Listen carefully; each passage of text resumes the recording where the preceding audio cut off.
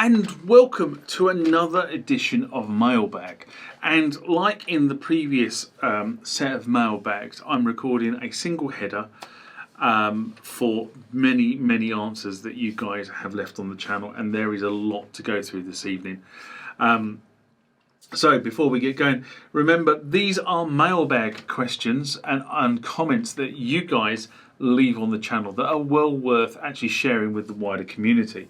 But before we start, we always go through parish notices, which are, if you haven't subscribed to the channel, why not? Hit the subscribe icon. If you want to be notified about when videos hit the channel about things like this thing that's just off shop, which is the IDA 2400, that's the bell icon. If you like the contents of the video you're just about to watch, you know what, please give it a thumbs up. It really helps the video on the YouTube algorithm. Also, leave comments down below. I do read them, I respond to them, and that's the reason why we're having this mailbag conversation now. And finally, for less than the price of a cup of coffee, consider supporting the channel by becoming a member of the TMTG community. The address is down below, as are the Instagram and Facebook tags where the normal channel notices are posted. But now back to this particular mailbag. Okay, the next one comes from Jose Iglesias, and this is in response to upgrading the Roland drivers for Catalina version 10.15. I've said this before, this video has had so many comments on it.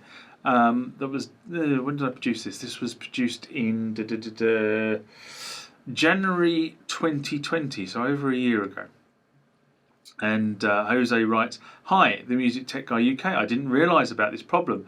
I found that when using my Roland Duo-Capture EX audio user USB interface, during the lockdown I upgraded my Mac, and now I want to use my professional microphone with my students in order to create some storytelling activities. After confirming that Roland does not give any support on the latest versions of Mac OS, I feel that I have got a useless device in my school. So can anyone help me find a solution? Do you think I will be able to bring my USB interface to life again? I did everything you explained in this video, but it does not work. Thank you. Thanks a lot in advance for your help. Bye."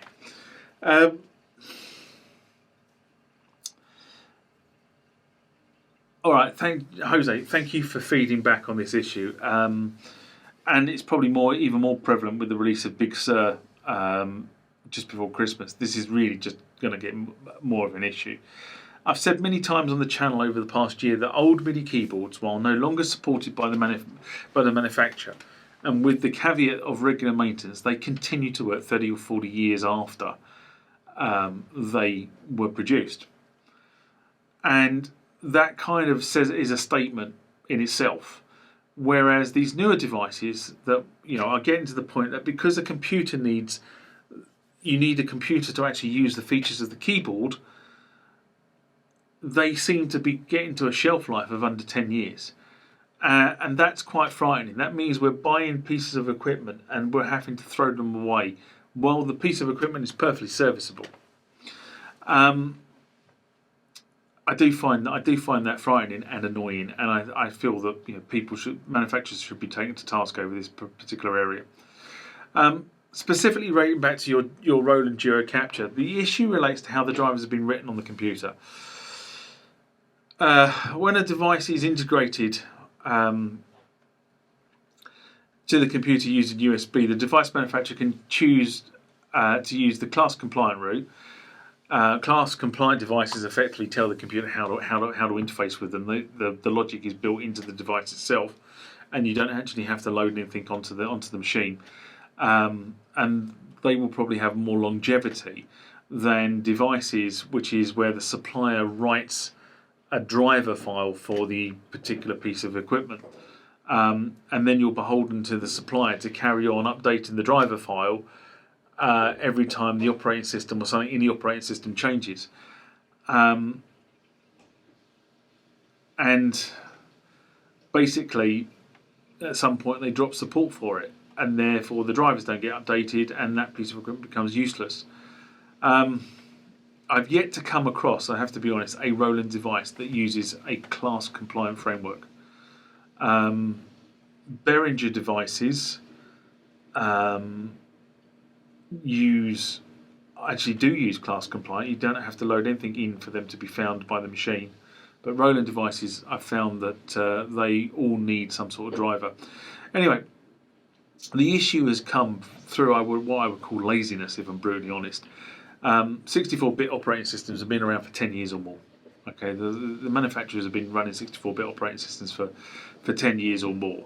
But even though the operating system is 64-bit and the manufacturers have chosen, or the keyboard manufacturers and any other manufacturers still chosen to write 32-bit drivers, it means they don't have to play around with the code too much. They just sort of make it work for the next release effectively.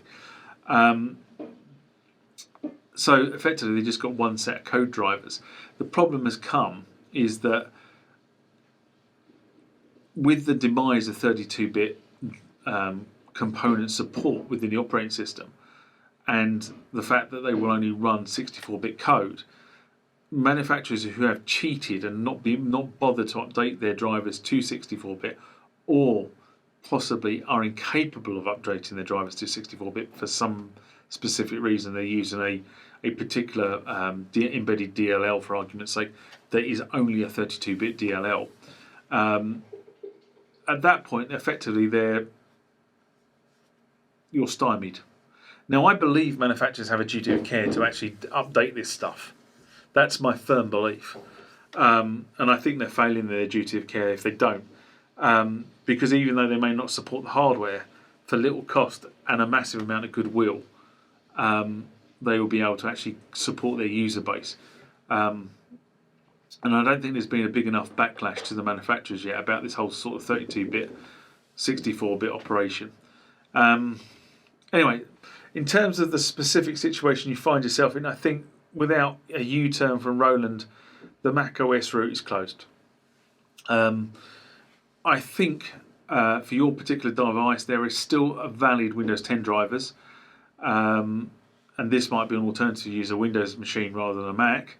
The other point might be to use a second Mac that is on an older version, so effectively go on eBay, buy an older Mac. This Mac here is six years old. Now, still runs perfectly well. It's beginning to show for some of the operations I'm trying to do with it. It's beginning to sort of be a bit creaky on the outside. But you know, if you have one of these still on Mojave, which is 10.14, or High Sierra, which I think is 10.13, and people don't shout at the screen if I've got that wrong. But that might be a route for that. Hope that sort of kind of answers the question in a rambly sort of way.